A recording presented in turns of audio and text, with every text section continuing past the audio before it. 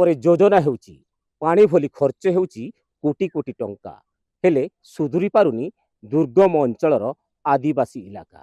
ଅନେକ ଯୋଜନା କରିଛନ୍ତି ସରକାର, ହେଲେ ସେ ମଧ୍ୟରୁ ପ୍ରଧାନମନ୍ତ୍ରୀ ସଡ଼କ ଯୋଜନା।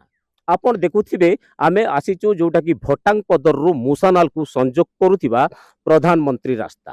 ପ୍ରଧାନମନ୍ତ୍ରୀ ରାସ୍ତାର ଯୋଉ ଭଟାଙ୍ଗ ପଦର ନିକଟରେ ଆପଣ ଦେଖୁଥିବେ ଏଠି ଏକ ପୋଲ ନିର୍ମାଣ ଚାଲିଛି। ହେଲେ ପୋଲ ନିର୍ମାଣ ଚାଲିଛି ସତ, ହେଲେ ଉଭୟ ପାର୍ଶ୍ୱରେ ବ୍ୟାରିକେଡ୍ ଦେବା କଥା, ହେଲେ ବ୍ୟାରିକେଡ୍ ଦିଆଯାଇ ନାହିଁ। ଫଳରେ ଲୋକେ ନ ଜାଣି ସିଧା ପଳେଇ ଆସୁଛନ୍ତି ଏବଂ ଦୁର୍ଘଟଣାର ଶିକାର ହେଉଛନ୍ତି।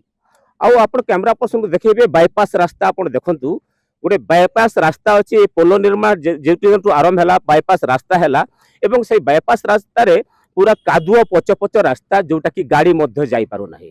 ବହୁତ କଷ୍ଟରେ ଆପଣ ଦେଖୁଥିବେ ଅଟୋ ରିକ୍ସା ଆସୁଛି, ସେଇଠୁ ଅଟୋ ରିକ୍ସା ମଧ୍ୟ ବହୁତ କଷ୍ଟରେ ଆସୁଛି। ଏହି ରାସ୍ତା ଯୋଗୁଁ ବାଇପାସ୍ ରାସ୍ତା ଯୋଗୁଁ ଆମ୍ବୁଲାନ୍ସ ଡ୍ରାଇଭର ମଧ୍ୟ ଆସିବା ପାଇଁ ନାରାଜ। ଫଳରେ ଗର୍ଭବତୀ ପ୍ରସୂତି ଏବଂ ଅନେକ ରୋଗୀ ଅନେକ ସମସ୍ୟା ଦେଇ ଗତି କରୁଛନ୍ତି। ତ ଏହାକୁ ନେଇକି ଭଟାଙ୍ଗ ପଦରବାସୀ ଆଜି ଗଣମାଧ୍ୟମ ଆଗରେ ନିଜ ପ୍ରତିକ୍ରିୟା ରଖୁଛନ୍ତି। ସେମାନେ ନିଜେ ଏହି ସମସ୍ୟାକୁ ନେଇକି ଅନେକ ଥର ଅଭିଯୋଗ ମଧ୍ୟ କରିସାରିଛନ୍ତି, ହେଲେ ନିଦାବିଷ୍ଟୁ ସାଜିଛି ପୂର୍ତ୍ତ ବିଭାଗ। ତ କ'ଣ କହିବେ ଆଜ୍ଞା, ଆପଣଙ୍କ ରାସ୍ତା ଯେ ନିର୍ମାଣ ହେଉଛି କେନ୍ ହିସାବରେ ହେଉଛି?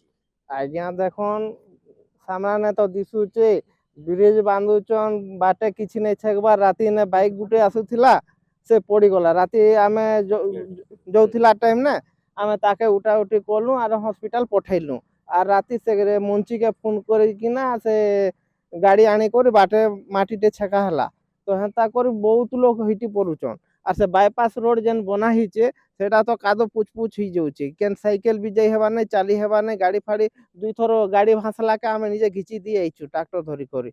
তা সে মুঞ্চিকে বি কইলু না ভলসে টিকে রোড বনা হো, বাইপাস রোড আর রোড টিকে ভলসে বনা হো। ঠিকাদারকে ଦେଖିଛ କି? ନାଇଁ ଠିକାଦାରକେ ନାଇଁ ଦେଖବା, ଜେଇକି ଦେଖିଛ କି? ନାଇଁ ଦେଖବାର ଆମେ ଯାଇ ବି ଦେଖୁଥିଲେ ଆପଣ ସୂଚନା, ସେମାନେ ରାସ୍ତା କାମ ହଉଛି, ହେଲେ ଯୋଉ ରାସ୍ତା ପାଖରେ ଗାଁ ଅଛି ଭଟାଙ୍ଗ ପଦର ଗାଁ, ସେଇ ଅଞ୍ଚଳବାସୀ କେବେ ଠିକାଦାରକୁ ଦେଖି ନାହାନ୍ତି କି ଯନ୍ତ୍ରୀକୁ ମଧ୍ୟ ଦେଖି ନାହାନ୍ତି। ଯୋଉଟା କି କୋଟି କୋଟି ଟଙ୍କା ଖର୍ଚ୍ଚ ହେଉଛି ଏ ରାସ୍ତା ପାଇଁ। ଆଉ ତାହାର ତଦାରଖ ଦାୟିତ୍ୱରେ ଅଛନ୍ତି ଯନ୍ତ୍ରୀ, ଠିକାଦାର ବି ଅଛନ୍ତି, ହେଲେ ମୁନ୍ସି ଭରସାରେ କୋଟି କୋଟି ଟଙ୍କାକୁ ଛାଡ଼ି ଦେଇଛନ୍ତି। ଠିକାଦାର ନିଦାବିଷ୍ଟୁ ସାଜିଛନ୍ତି, ଆଉ କର୍ଣ୍ଣପାତ କରୁନାହାନ୍ତି ଯନ୍ତ୍ରୀ। ହେଲେ ଏମାନେ ଗୁହାରି କରିବେ କାହାକୁ? କୋଟି କୋଟି ଟଙ୍କା କେବଳ ଗଳା ବାଟରେ ଗଳି ଯାଉଛି, ହେଲେ ଅଭିଯୋଗ ମଧ୍ୟ କେହି ଶୁଣୁନାହାନ୍ତି। ତ କାଣା କହିବ ଆଜ୍ଞା, ଆପଣଙ୍କର ରାସ୍ତାଟା ଅଭିଯୋଗ କରୁଛନ୍ତି ନିମ୍ନମାନର ହେଉଛି ବୋଲି, କେନ୍ତା ହେଉଛି ଯେ? କାଣା କହିମୁ ଆଜ୍ଞା, ଏ ରାସ୍ତାଟା ନେଇକି ଆମେ କହିଲେ କିଏ ଆମର କଥା ଶୁଣିବେ?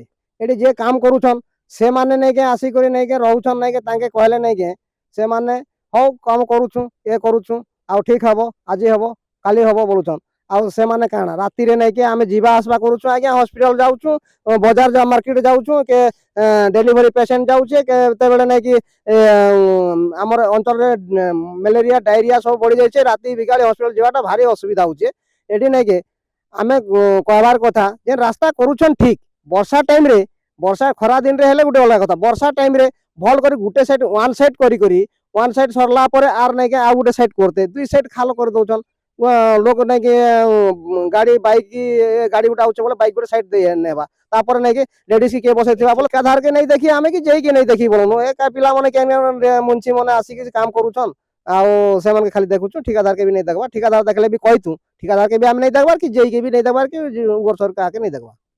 ନିଶ୍ଚିତ ଭାବରେ ଠିକାଦାର ମଧ୍ୟ ଆସୁନାହାନ୍ତି କି ଯେଇ ବି ମଧ୍ୟ ଆସୁନାହାନ୍ତି। ଯୋଉଟା କି ଆପଣ କ୍ୟାମେରା ପର୍ସନ କହିବି ରାସ୍ତାକୁ ଦେଖେଇବେ, ଏଇ ଯୋଉ ଭଟାଙ୍ଗ ପଦର ଟୁ ମୁସାନାଲ ରାସ୍ତା, ଯୋଉଟା କି ରାୟଗଡ଼ାକୁ ମଧ୍ୟ ସଂଯୋଗ କରୁଛି ଏହି ରାସ୍ତା। ଏହି ରାସ୍ତା ଦିନେ ଏହି ଅଞ୍ଚଳବାସୀଙ୍କ ପାଇଁ ଲାଇଫ ଲାଇନ୍ ଥିଲା। ଲୋକେ ଖଟିଆରେ ବୋହିକି ରୋଗୀ ନେଉଥିଲେ, ହେଲେ प्रशासन यहां दृष्टि रखी जोटा कि स्वर्गत शिवशंकर दास ओरफ टोनू दास स्वतंत्र श्रेणी क्लास ठिकादार से अहरह चेष्टा बल में रास्ता निर्माण होता एवं दुर्गम अंचलवासी सुविधा सुजोग पाइथिले। हेले वर्तमान जोटा कि प्रधान पीडब्ल्यूडी पूर्त विभाग यही रास्ता पाई कोटी कोटी टंका खर्च करुची, हेले रास्ता निर्माण तो चली सत, हेले एपर्यंत सूचना फलक मध्य दिया जाय नहीं। लोक जानी पारु नाहंती एही रास्ता पाई केते टंका आसीची एवं केते दूर पर्यंत ए रास्ता निर्माण हेबो ताहा अंचलवासी मध्य जानी नाहंती।